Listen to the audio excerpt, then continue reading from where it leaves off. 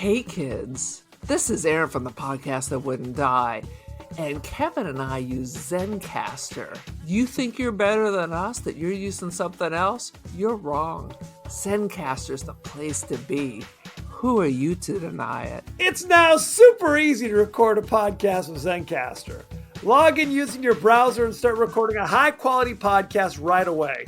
Record studio-quality sound and up to 4K video with your guests. Go to zencastr.com/pricing and use our code DIEHARD and you'll get 30% off your first month of any Zencastr paid plan. We want you to have the same experiences we do for all our podcasting and content needs. It's time for you to share your story. Only a fool will give up a chance for a 30% discount.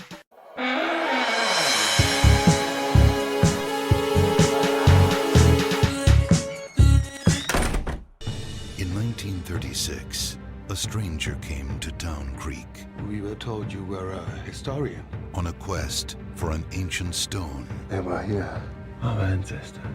The Nordic gods. that possessed the power of life Bring her here to me. and death. When you rule the blood, death is no longer the end.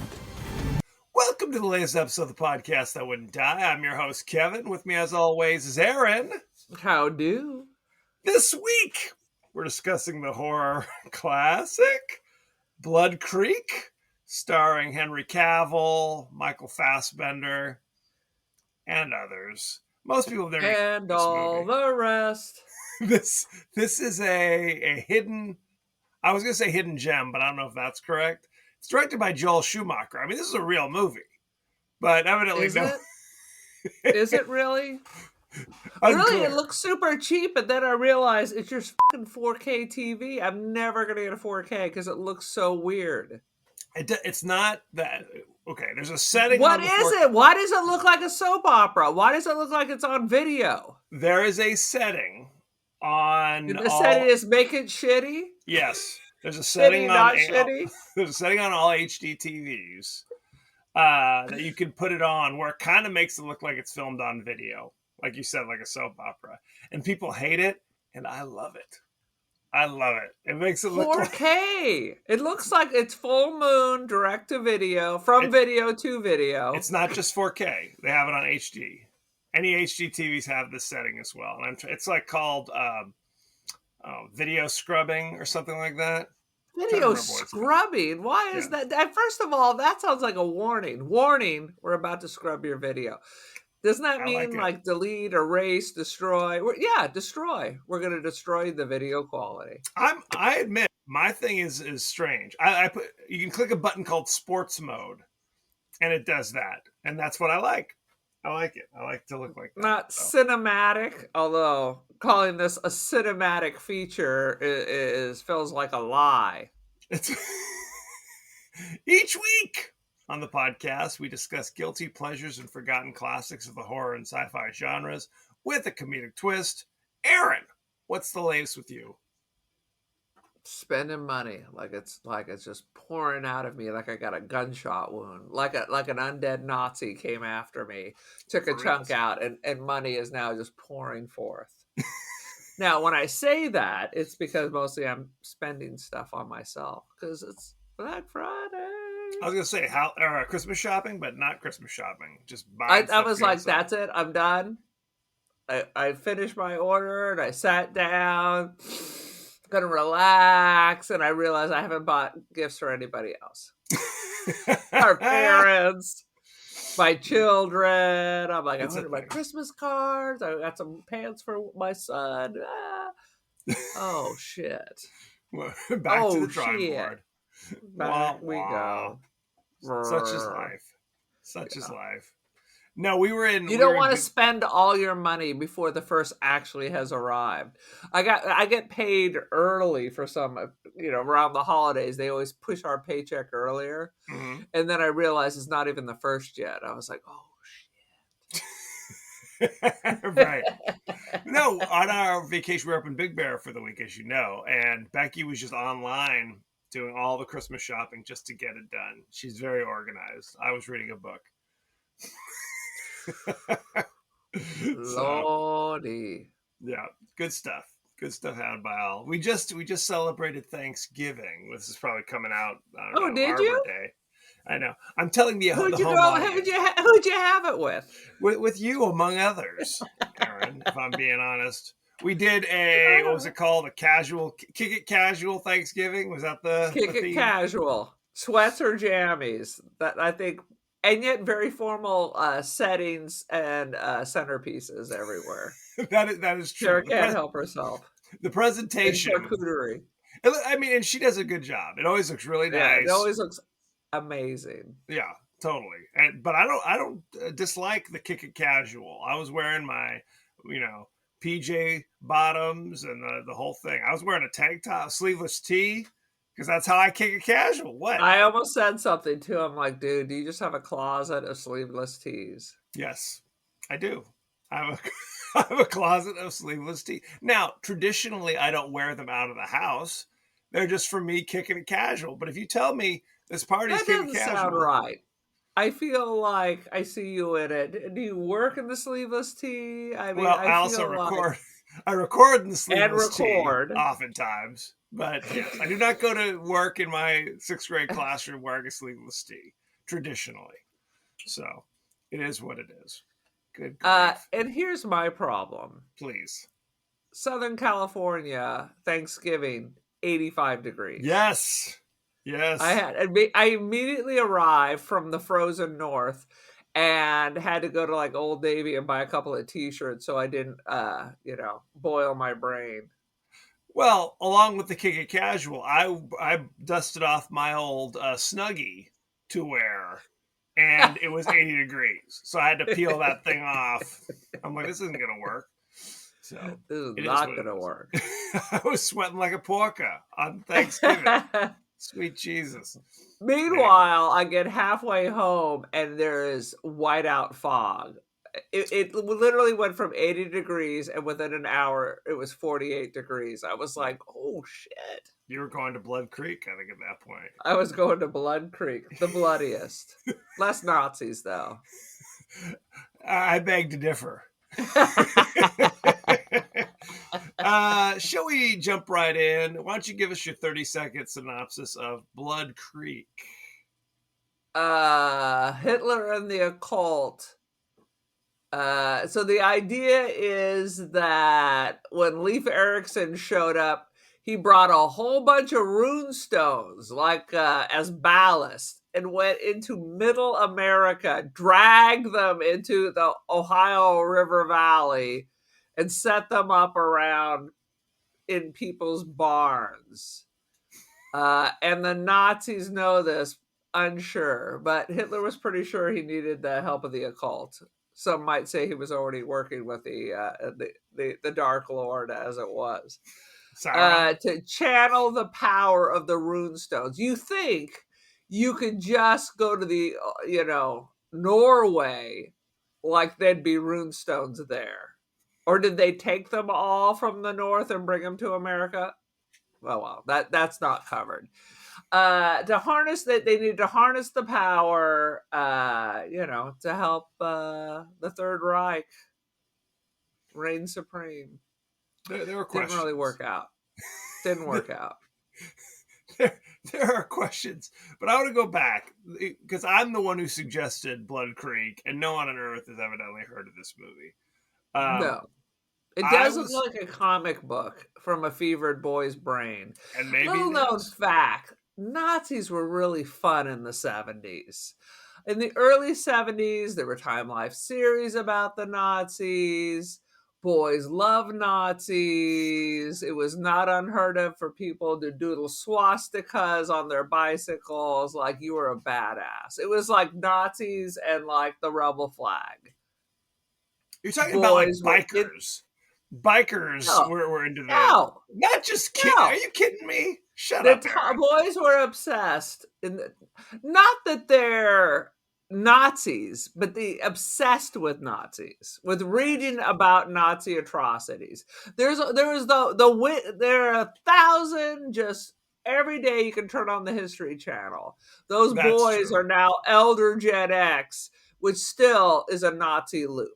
Not that they are Nazis, but most men are obsessed with World War II. That is true. That is fair. There is a World War Not II World War obsession. One, No. not the Spanish-American War, not not the as much. American Revolution, but the whole, not the Nazis, not with the Japanese, Right. Not the war in the Pacific. not with Russia, with the Third Reich and the whole idea of the Third Reich and whole time life series of atrocities. So clearly, this is one of these people who wrote this. You know what it is? It's basically, in my lifetime, that you could look back at World War II, especially dealing with the Nazis, and be like, Right. Here is the battle for good versus evil.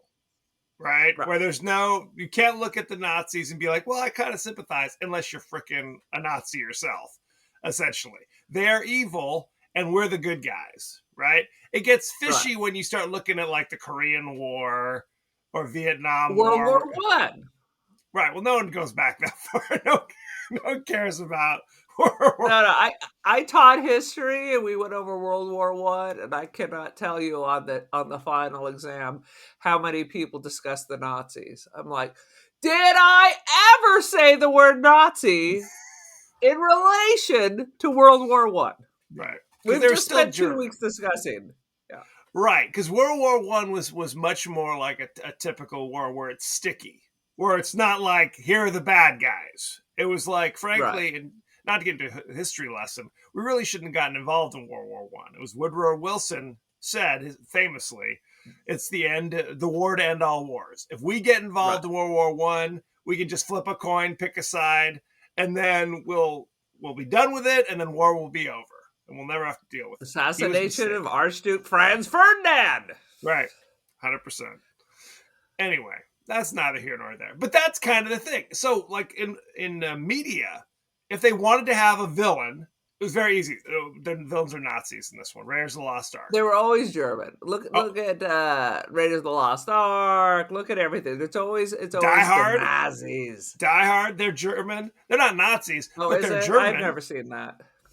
You have seen Die Hard. I watched it with you. God damn it, Aaron. Blacked it out. No, but that's it's like you would, like, in the 80s even, you would have German terrorists. Just kind of a layout, like in movies. I'm not talking about real life. In movies, you'd have German terrorists just because it's like, well, why not? You know, why not? Nazis are still bad. You had the boys from Brazil, so you were still hunting Nazis. 100%. They were still, like, hiding in South America. Yes. Buenos Aires is where Hitler really is. He's on an island with Jim Morrison and Elvis. Well, and still hanging out there today. And I mean that's the thing. As time proceeded, you could always just throw the Nazis in there if you needed a villain, right? And no one would raise their hand and be offended. Like in the 80s, you would have movies where you'd have Arab terrorists, right? Well, like Delta Force or something with Chuck Norris, where you're fighting Arab terrorists. They're never as good, though. They're not particularly good, but at a certain point, certain groups, rightfully so, said, "Hey, do you always have to have Arab terrorists? Can it be somebody else?" They're like, "Okay, fair enough. Let's just go back to the Germans." Germans aren't going to complain. They go to South African for a couple of times. They did. And then we're back to the Germans. And then we're back to 100%. 100%. So, and that's the thing. Nobody complained. Now, I think if you did it now, you'd have people going like, well, hang on. How come the Nazis, you keep picking on these Nazis, right? Well, the right wing is rising back up, as we already know. I know. Not just America. It's a sad, sad situation. What I was going to say is, I did not see this movie in the theater. I had never heard of it. I bought a few books on zombie movies because I'm kind of not the Holocaust. Not the Holocaust. I bought a couple books on zombie movies. It's just like, and I was just kind of flipped like a zombie encyclopedia. And one of the movies was called Blood Creek. And I'm like, what's this? It looks like it's taken from a graphic novel. It's, but then I'm like, I recognize these actors. This came out in 2009, within my lifetime, not just a few years ago, as far as I was concerned at the time. And it's got Michael Fassbender, who I enjoy. It's got Henry Cavill, who's okay. And it's got some other, like, no offense, Henry Cavill, if you're listening. But it's got actors. It's got actors I recognize. It's got a director I recognize. And this is like, again, this is not Full Moon Entertainment, It is not. That's the most horrific thing. Then it might have been more fun. That's right. But it's like, this is like a real movie. And I'm like, well, now I have to see it. Now I have to see it. It's like a real movie, but not real. not 100% a real It shares movie. Similarities. Sweet Is Michael Jesus. Fassbender actually German, or does he always get to play a German? We talked about this. Michael Fassbender is German-Irish. I believe his father's German from Germany, and his mom is Irish from Ireland. And I think he was raised in Ireland, but he speaks perfect German. So you often see him, like he was in, first time I saw Michael Fassbender was in Inglourious Bastards, where he plays the British agent, whatever he is, soldier, who also speaks German like one of the Katzenjammer kids, as he says in it. But I remember I was watching 300. Did you ever see 300? The about the Spartans or whatever, with that Gerard seem Butler. Likely. No, He's in that. He's in that as one of the Spartans.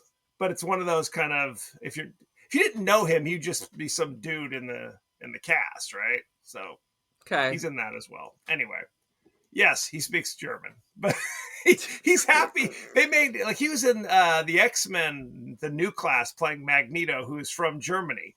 So there are long scenes where he's just speaking German. Boom.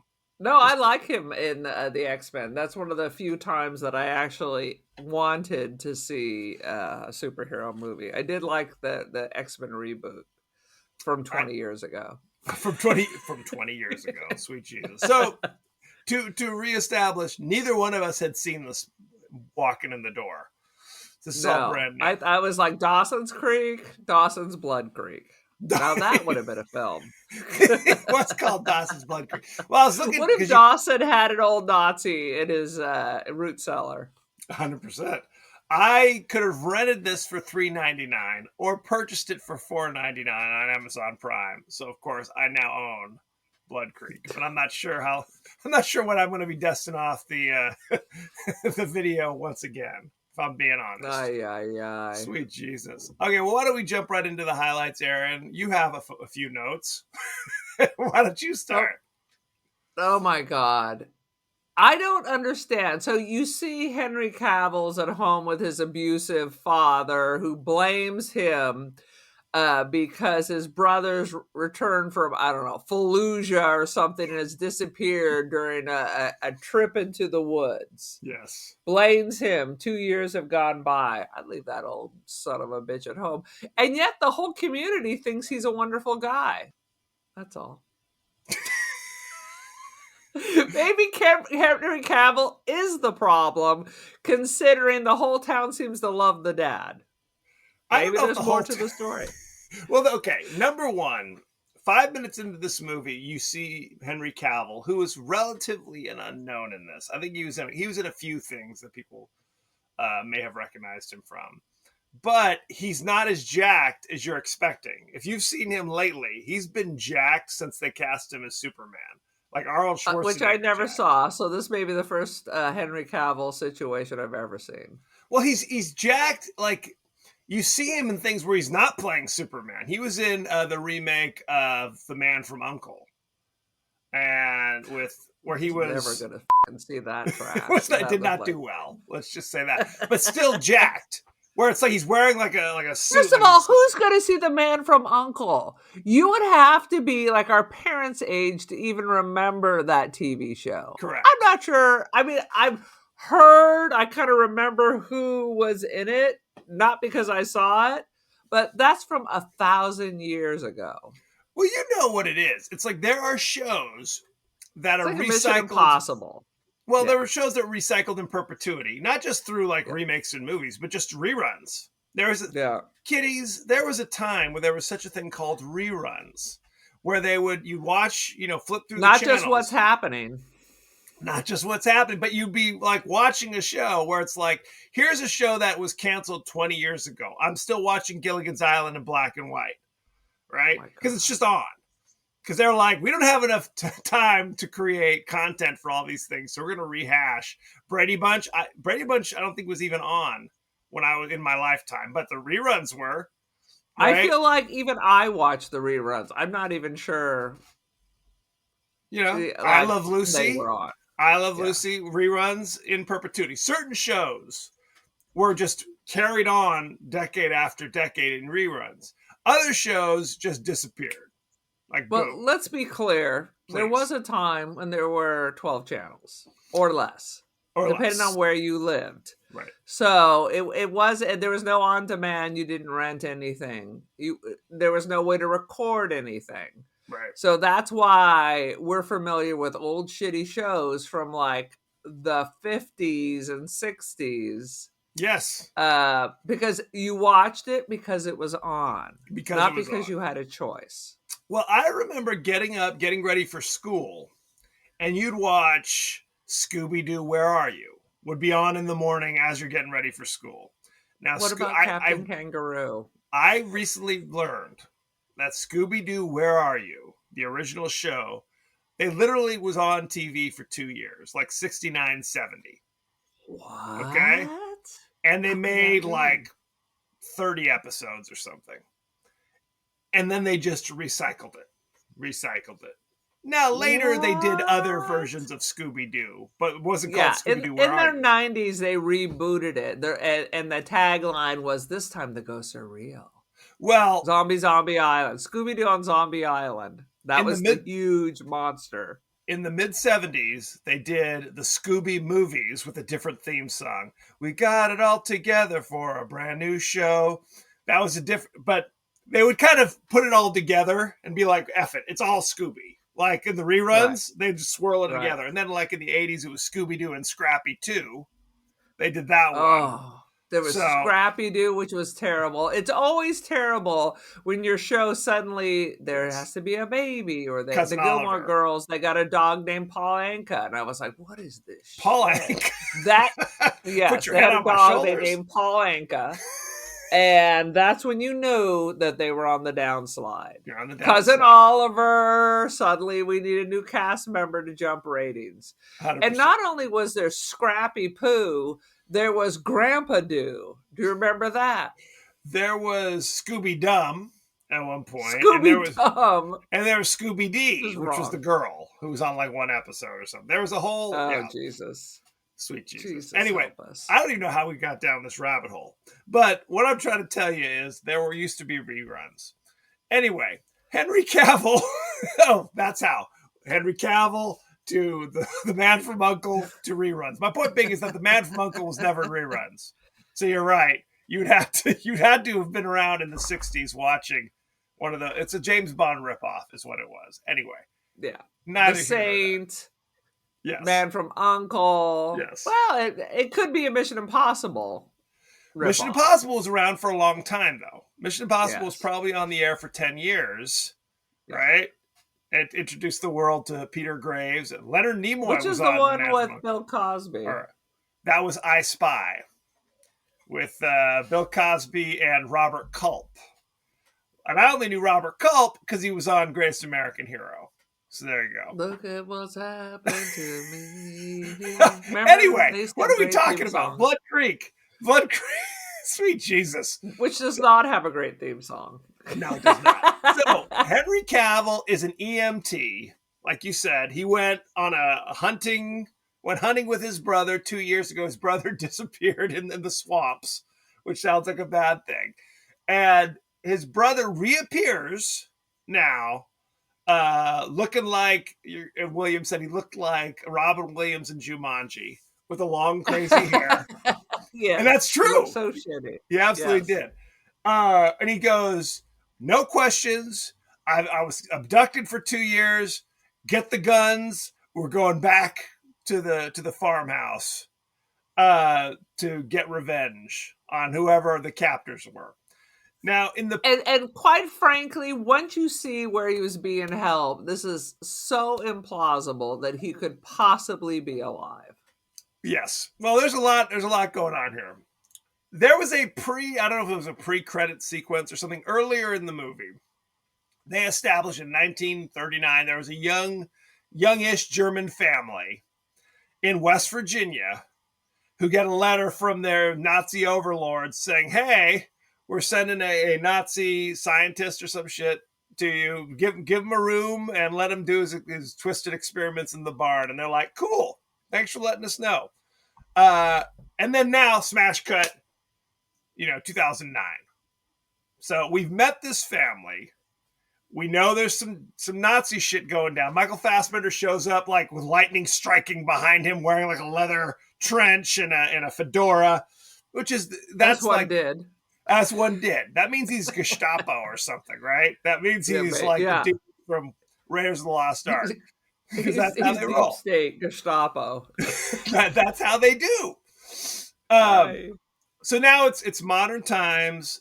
There was a line that Henry Cavill is, as they're like, canoeing down the creek to get to the farm or whatever. He's like, was that Blood Creek they're canoeing down? Could be. They're like, we searched every mile of this swamp. He's like, well, you must have missed a mile then, because I was there. You son of a bitch. So they find the farmhouse, and now it's kind of revealed like, okay, so the people haven't really aged. This is a bone of contention, which doesn't make any sense. The family itself, I think the young girl who was like 11 in 1939 is now like 17 or something, however old she's supposed to be. But everybody else looks exactly the same, which I guess that's a pretty good deal, because the other dude, the evil Nazi, who also is still alive, is a horrible freak, right? So evidently immortality not working quite as well for him, if I had to guess. Right? What I'm saying is it a good deal? Are they able to leave the farm? Okay, this is the thing that gets confusing. Okay? Yes. Because are they able to leave the farm? Essentially, yes, they can leave. They can leave. Then why don't they leave and leave them there to starve to death? Because they feel they have a responsibility to basically keep feeding Nazi Joe in the cellar. They keep Let feeding him starve to death. No, he's won't. A monster. They're saying he will escape and then attack the countryside. Is basically no. They have the salt. They have all the curse. You notice that they have the salt that goes around, which I don't know what happens when it rains and snows, but you'll notice there's a circle of protection around the whole farm. They have the runes everywhere. They have runes, like basically. Okay, oh god. Essentially, what the story is: the German family has not aged since the 30s. And every now and again, they grab some drifter or some shit, some swamp person, and put him in, kind of chain him up in one of those shipping containers. Yeah. And then from time to time, they go down, and the German father wears a crazy bone outfit because Michael Fassbender cannot attack you if you're wearing the bone outfit, essentially, because it's the bones of his relatives or some shit. And yet, he attacks somebody wearing the bone outfit. That happens later with no explanation. So I don't know how often. Once a day. They set up these rules that they break 5 minutes later. 100%. So they bring him out of the cellar looking like a damn mummy, his face all wrapped up in shit. But he's still wearing his scabby and pussy, no explanation. It looks like his face caught on fire. Right. And it's all wrapped up like the Invisible Man, and it's all black and charred. No explanation. No explanation. And then they lead him to the shipping container where they take a special bone knife and they kind of like slash the back of the drifter. And then he kind of sucks the blood out of their back. And then they lead him back to his cage. Homoerotic vampirism. So, but that's he shows up that drinking blood. Correct. He's already Michael. This is Michael Fassbender now, is the evil German scientist. Evidently, because they've got this rune in the basement of the barn. Okay, he's able to use that to do like an immortality thing. Okay, but he's got to drink a little blood to get it done, and then somehow he bestows immortality on the rest of the family, but they don't look like monsters. They look fine. Only he's the hideous freak, and there's no explanation why. I mean, just because he drinks the blood, I guess. That turns, I don't know. That doesn't make any goddamn sense. So It doesn't make any sense why they sent him there to become immortal. like, what's the plan? I think that going to help Hitler? I think they talked briefly that this was going to create an army of immortal beings that can take over the world. I think that's what it is. Okay. And let's be clear, they're not immortal. They just don't. They stop aging. They're all dead at the end. Well, yeah, they're not invincible. They're not invincible, right? Because when they it's not death becomes her. Correct. They die when you chop up their head. Well, but that's the thing. It's like basically when the two brothers arrive, guns a-blazing, they shoot the older brother, and he goes down pretty easy, right? Put a bullet in his head, and he's dead meat. So they're not. You could very easily kill them, but the evil Michael Fassbender, they shoot him a few. Now it seems like they're lousy shots because they're shooting at him, and like bullets are ricocheting over here. Weren't you in Fallujah? Bro, didn't they give you some weapons training? You have a shotgun. But they do hit him a couple times. Right. So, but then... I was a barber in Fallujah. It's kind of revealed that the family's not evil. They're basically just from their perspective, they're like kind of doing what they have to do to keep the monster at bay, essentially. I say they're evil. They're evil. Allowing evil to exist is evil. But it's like Michael Fassbender is kind of invincible. And he has kind of special powers where if there's something dead, he can kind of whisper some shit in its ear, and the thing wakes up as kind of an evil version. Kind of, I don't know if it's like a zombie or it's kind of under his power or what the story is. It's kind of fishy as to what's going down. Because I feel like they should have blown up the runestone within 5 minutes of realizing he was feeding on their daughter. Yeah, you think? Because his powers were weak then. He could like whisper into a dove and it was alive for 5 minutes. I think it was still alive. I know you think it just kind of blinked and then rolled over. I think it was now an alive bird, but maybe I'm wrong. Unclear. So maybe that was it. We're going to have an army of zombie Nazis. I think that was the idea. They're kind of fishy and a little squishy about what the details were. Yeah, because if he needs the runestone, it serves no purpose since it's in West Virginia and not in Berlin. And the whole fishy story about, well, then the war started, so nobody could go to Europe. I'm like, that's not real. People went, well, he couldn't. People still are going back and forth. Yes, but in 1935, you could just catch a freighter or whatever, no questions asked. During wartime, you can't just be like, hey, can I catch a boat to Berlin? I'm a Nazi. He's Is that cool? No, but you would go via another country. So what? He would travel down to Argentina or something and catch the boat? No, I mean, it didn't go from... It's 1935 to full war, It was step by step. So you're saying he had time before the U.S. entered the war? Is that what you're saying? 6 years? He had a lot of time. He had 10 years. Well, not 10 years. He had like 7 years. How long is he sitting there making doves come to life? What exactly is going on? Cry. And where are the rest of the Nazis and their runestones? They must have gotten home. I feel like that would have been on the news. That's the thing. So at the end of the movie, because the German family's like, come on. Okay, so they accidentally freed the evil Michael Fassbender, and the German father's like, come, your bullets won't hurt him. Get in the house, because they put like rune symbols over all the windows and doors, and they say he can't leave, can't come through the door. And he can't leave the barn or the corral or whatever because we put rune stones all around. But what he can do is when he animates the horse or whatever, or animates Billy Bob, the brother whose corpse is still out in the field, they can ignore the runes, which is kind of strange. But why can't they make new runes? And why has this never come up before? What do you mean?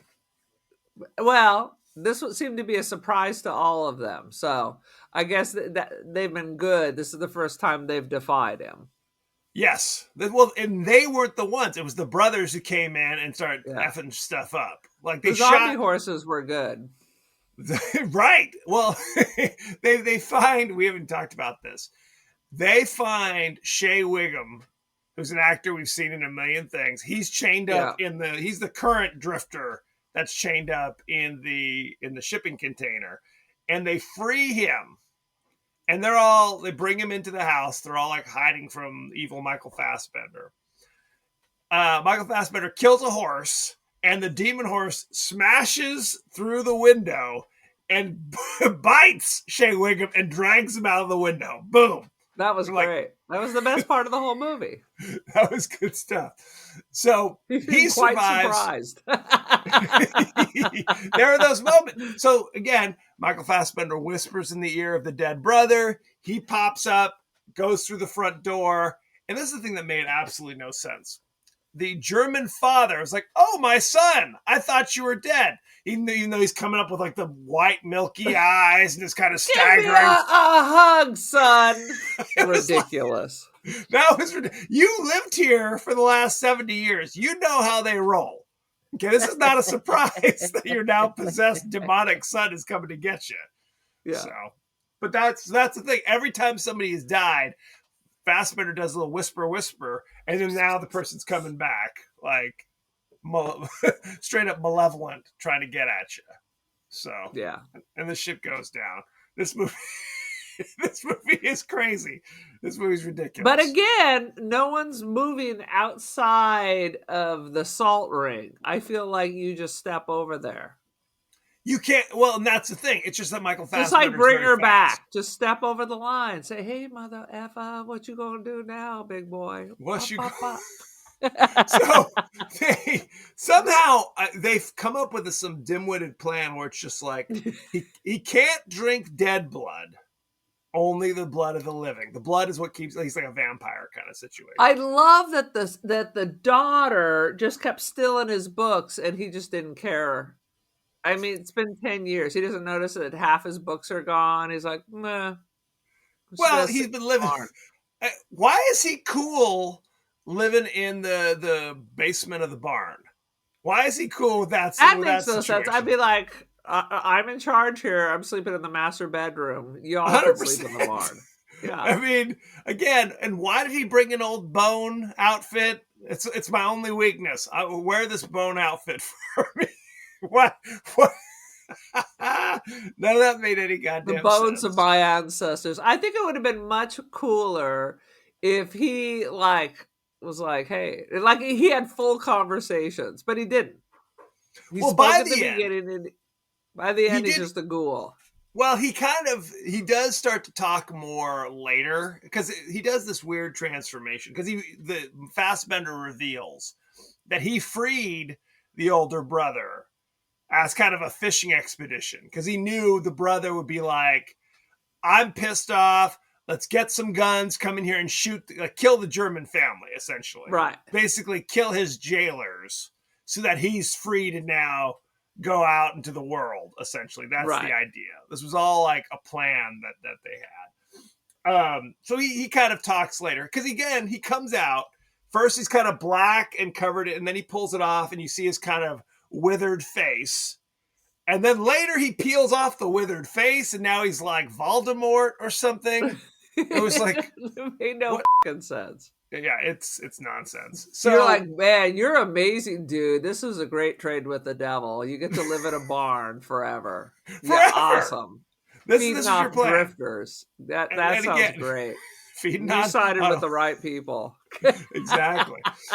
But I want to live like this for millenniums. The reveal is that there are like 9 other rune stones all over the country. Presumably, and why aren't they writing to each other? You figure these effers would be all incommunicado. Hey, what's going on? What's working? You know, what's working? What's working? What's not? You got troublesome Amish people sassing you back. Do you have to live in the basement too? Or that ain't cool. That ain't cool.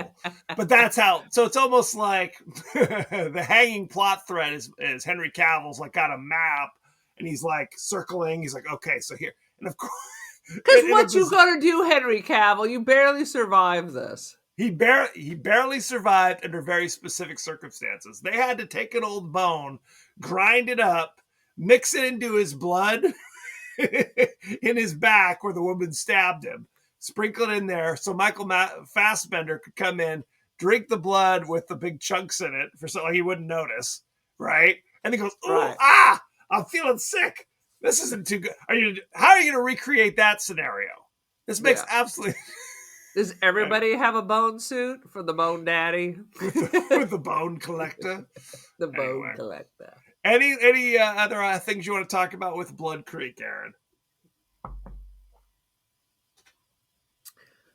No. Take your time. That was it? We're good? No. Oh my Well, why don't we go God. behind the scenes, shall we? I'm trying to look. Basically, the zombie horse. That was the best part. And then there was like, he's hangry. That's the problem. Really, Yes. Michael Fassbender. He's angry and because he's hungry. Well, they talked They're about holding that. out. Basically, like, we have to, he'll be angry. He'll start asking questions if we don't hurry up and feed him, kind of things. Like, what questions? See, I would have liked that where he just appears, he walks up, sets a chair down backwards, and says, "Hey, folks, let me tell you what's happening now." 100%. I think that would have been an improvement because that would have been more scary than just the faceless thing. Behind the So to scenes. circle back, zombie horse is good, rest of movie bad. Not too good. Henry Cavill replaced Jesse Metcalf. You might remember Jesse Metcalf from Desperate Housewives. He was the young, handsome guy from that show. Didn't see that. That's about it. Michael Fassbender was excited to work with Joel Schumacher, who he I'm cites as sure. one of his favorite directors, which is shocking that Which is anybody would shocking. say Joel Schumacher. Now, make no mistake, I enjoyed St. Elmo's Fire. That's something. I've That struggled. movie was trash. Oh, Jesus, here we go. Get the hell. Let's be straight. All those movies from the 80s were garbage. I first of all, I'm outraged and offended. I love it. 80s movies are my favorite movies. So how about that? How about that? The Brat Pack was super annoying. Disagree. And what's his name with his documentary about how it ruined his life? No, your poor acting ability ruined your life. Andrew McCarthy. Oh Yeah, my God. that Andrew was- McCarthy was the worst. He was the worst. There's a reason why other people went on and other people did not. Fair. Likability and ability. He had neither. This production, James Spader, still kicking it, right? he had a few lean years there too, Aaron. Let's not Dude, forget. still working though. And it's not Still on the Pity Me tour. Fair. This production was filmed on location in Romania. Full Moon, on the Full Moon video set. All their Yes. movies were in Romania. I like It's this. on my list of places to go. You know, I got to go see Castle Dracula. Please. 100%. At one point, Chris Klein from American Pie was rumored to star. Interesting. These are important tidbits I don't here. know if that makes it better or worse. I mean, it still is the same story. It doesn't matter who's in it. 100%. The film had a limited theatrical release on I September bet it 18th, did. 2009. Yep. Wah, wah. That's it. I mean, it's just kind of nonsense. Michael Fassbender and Lynn Collins, who plays the wife, were both born in 1977. How about that? Well, that is fascinating. I'm going to write that down so I can remember that. That's important. Let's talk about the cast and crew. Not a lot of interesting facts here, I'm sad to say. Okay. Directed by Joel Schumacher. This is kind of a fallow period for old Joe. in case you Oh, missed that. really? You know him for 2004's Phantom of the Opera, starring Did not Patrick see. Wilson and Wait a minute. Was Gerard Patrick Butler. Wilson what, the Phantom? No, Gerard Butler was the Phantom, and Patrick Wilson was what's his name, Eduardo or what? I don't know. So they have the most attractive person as the Phantom. Well, he had a mask on. It's acting. Acting, damn it. Acting. Well, act ugly. How about that? Let's That's see you it. do that. He directed Batman and Robin, which is the worst of the Batman movies from the 90s. Like, Didn't even see it. Unwatchable. Didn't even see it. I used to love Batman, and they'd ruin it, and I would come back, and they'd ruin it again until finally I'm like, that was the one with George Clooney, and Clooney jokes that he effectively killed the franchise. yes, you did, George. Glad you're self-aware. He directed the Nicolas Cage movie 8mm, which is a very upsetting movie about snuff films. So yeah, good old snuff film. He directed Phone Booth in 2002. That's with Unfamiliar. Colin Farrell, and Kiefer Sutherland is a voice. How about that? I do like Colin Farrell, but unfamiliar. Let's look at the cast. Henry Cavill played Evan Marshall. You know him from such things as Man of Steel in 2013. 4 years after this movie, he did Man of Steel. I gotta tell you, Superman is literally the worst superhero. I don't agree with that. It's hard to do Superman because you've basically made somebody totally like invincible. So it's hard to have drama when your main character is invincible. And uninteresting. He was in Batman. What do you mean? You're basically describing Michael Myers, and you love that.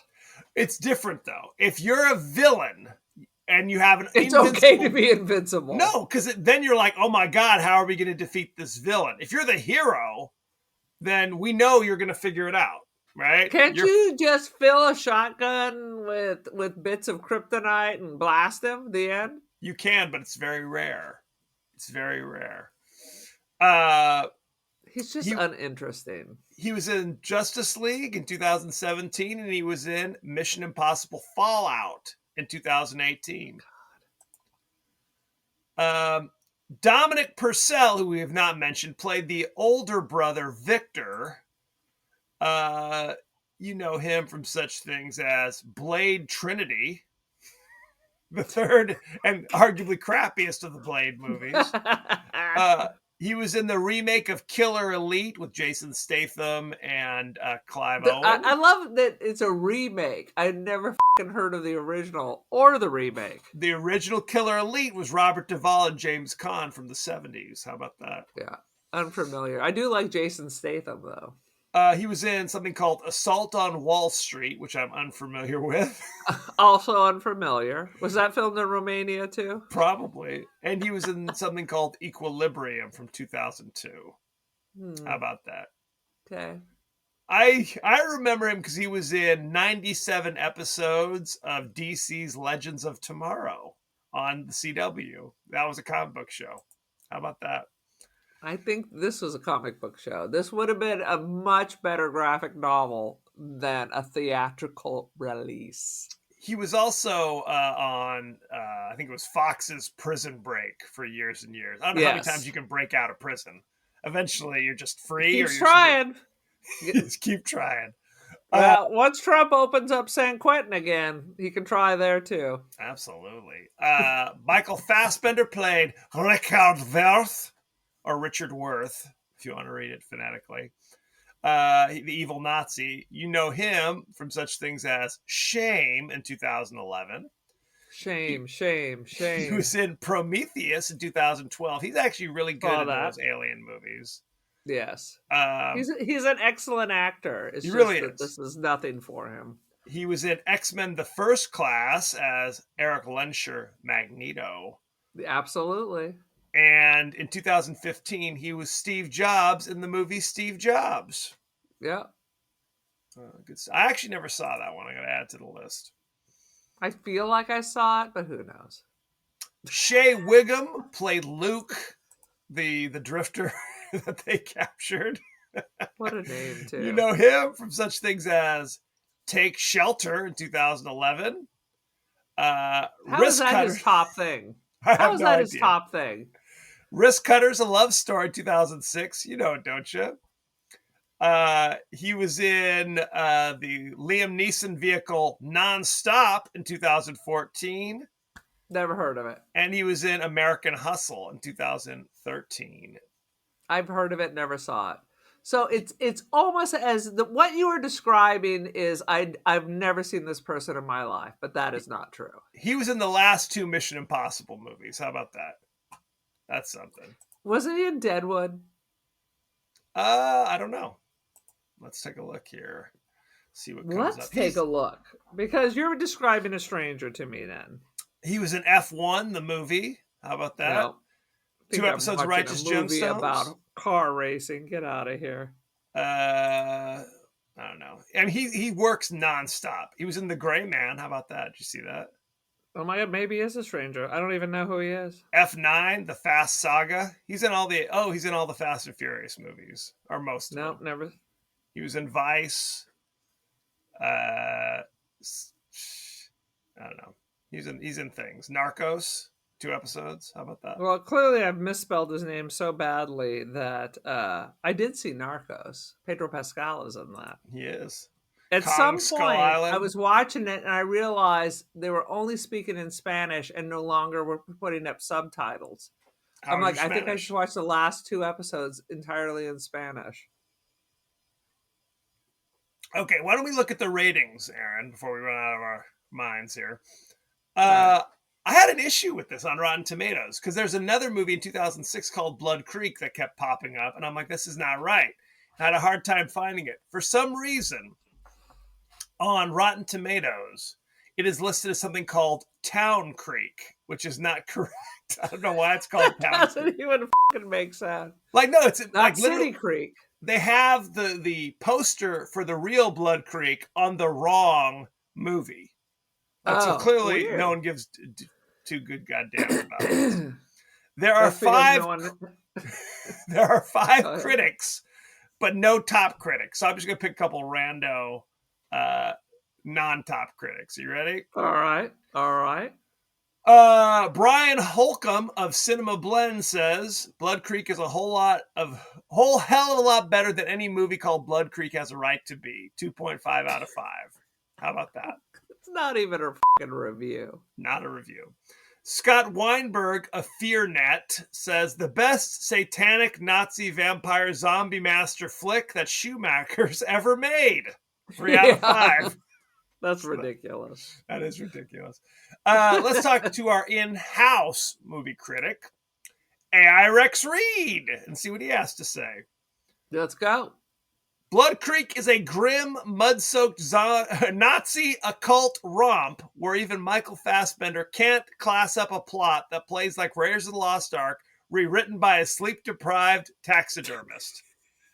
What the does that mean? That seems like just nonsense. What does that mean? I think AI Rex Reed's got off the rails. I know we're going back to Shea Wiggum because I confused him with somebody else. Shea Wiggum, which I recently rewatched, Yes. Boardwalk Empire, Okay. plays a major role in that. And you are forgetting his most triumphant role in, I'm stalling, True Detective. He was recently in Perry Mason. I mean, You ain't watching Perry Mason. Shut your mouth. I watched 1 episode of it, but other people have told me it's really good. I didn't like it. But Boardwalk Empire, as Buscemi's brother, he was triumphant. He's been in a ton of stuff. He literally, he does like 5 things a year. He's never the star, but he always adds a little flavor to whatever he's in. And But he was like, I don't know. He was up there in Boardwalk Empire. He's American Primeval, but I don't know what that is. That's a question. That's current. So, Aaron, what is your rating for Blood Creek? My rating for Blood Creek is 2.75. Why did you make me watch this bullshit? I will now erase it from my memory. And when you ask me in 2 weeks about Blood Creek, I'm like, oh, put it on our list. I haven't seen that yet. That's what's going to happen. Fair. Along with the 2 other movies you forced me to watch this weekend. Fair. Which we will be discussing on the show. No, but I'm giving Blood Creek a 2 out of 5. How about that? Yeah. Boom. You're lower than me. Lower than you. It's not that it's horrible. it's not horrible. It's just kind of forgettable and worthless. It's Yeah. kind of the attitude. That's the word. That's. I mean, offensive is an emotion. You know what I mean? Right. At least it would instill an emotion. Yeah. It's just forgettable. It should have been a graphic novel, and it would have been hugely successful. The end. Well, you tell me there's like Nazi vampire stuff going down, Nazi zombie stuff going down. I'm in, but this was just kind of like, whatever. And you kind of Not said enough Nazis, not enough zombies, not enough sense. 20 minutes of Henry Cavill getting bitten by a dog and giving himself a rabies shot. What the fuck is that? Why would he bring a rabies shot with him? Correct. That's not normal. He's an EMT, so he brought like a first aid kit. But are rabies shots just standard in the first aid kit? I feel no. Bandages, maybe some adrenaline, an EpiPen. I mean, what the hell? No. That was so bizarre. And it took like 10 minutes because, again, it was the dog guarding the German farm when they first And why arrived. didn't they have the German Shepherd become a zombie? He did. He kind of whispered in his ear. I don't think it did anything, though. It just kind of ran around and barked at people. So it's a lot like my dog. Like it turned it into a chihuahua. Yeah, pretty much.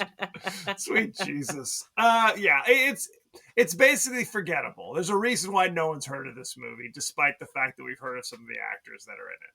So yeah, 'tis what it is. Terrible. Any last thoughts before we move on with our lives, Aaron? I've already forgotten it. What are we watching this week? I'm erasing it. It's like zzz, zzz, zzz. Each one is being erased right now.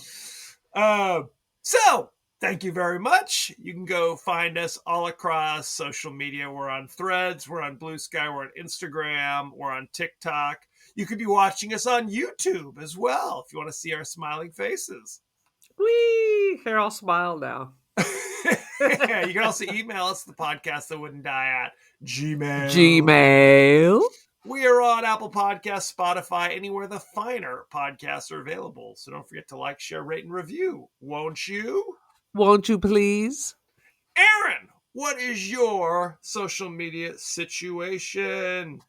I got much media. I'm on the gram, the Cult of Aaron. Join the cult. I also have my Polaroid art on Artsy First Dibs, Aaron Doherty, Instant Dreams Gallery.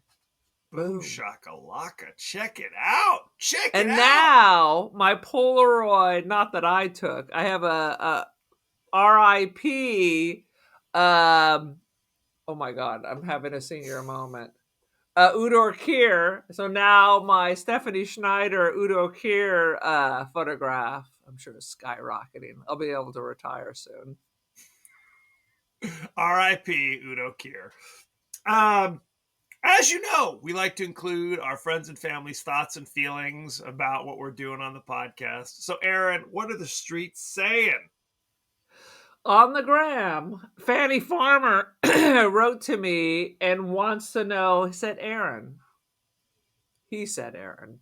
why are you letting Kevin steer this ship with all these shitty movies? And I can't disagree. So after we do these three, I will come up with 3 gems. Good luck with that. Well, thank you, Fanny After I Farmer. step over these 3 cow patties. Unclear. That we're about to review. Next week, we're doing the Denzel Washington horror classic, Fallen, with John Goodman, James Gandolfini, Ada Turturro. Who else is in this thing? There's many other people. I thought it was Aida. Disagree. There's an I in there. It's Ada. It's not Aida. Aida's not a name. Are you making up shit now? There's a whole opera called Aida. Isn't that a Sarah McLachlan song? Aida. In the eyes of Ada. Anyway.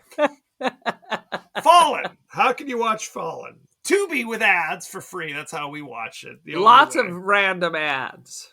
Lots of random ads. You can also rent it on Amazon, on YouTube, Apple TV, Fandango. $379, $399. I recommend renting and not buying. Just a heads up. Well, if you want to, you can buy it for $12.99. How about Oh, that? Lord. How about that? That's a purchase you're going to regret. So, send in your favorite scenes. Just send in what your thoughts and feelings about Fallen, and we may talk about it on the show. So, thank you very much, and be well. Be well, children.